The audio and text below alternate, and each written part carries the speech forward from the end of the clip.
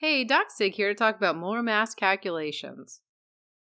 All right, what are they? It's the mass of 1 mole of compound in grams, and the unit is grams per mole. So how do we calculate them?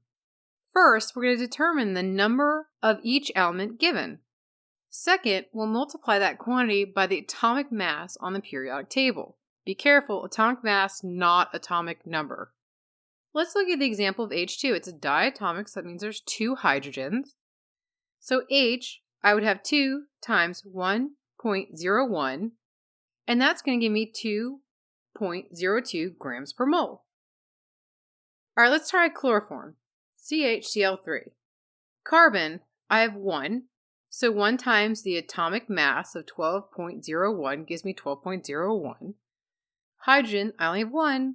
So 1 times 1.01 gives me 1.01. Cl, I have 3.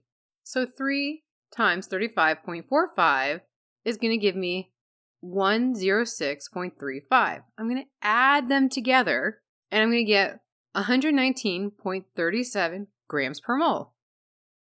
Let's try ibuprofen, C13H18O2.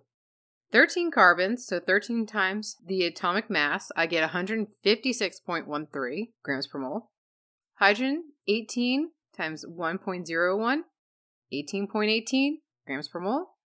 2 oxygens times 16, the atomic mass there, 32.00. Add them up, I get 206.31 grams per mole. What about aluminum sulfate? All right, I have 2 aluminums, so 2 times the atomic mass gets me 53.96 grams per mole. Sulfur, careful.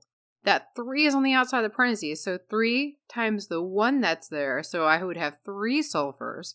So 3 times the atomic mass would give me 96.21 grams per mole. Oxygen, now I have 4. 4 times 3 is 12. So 12 times the atomic mass of oxygen, I get 192.00 grams per mole. I'm going to add them all together, and I get 342.17 grams per mole. All right, that's it. 3 easy examples on how to calculate molar mass. Until next time, see you later.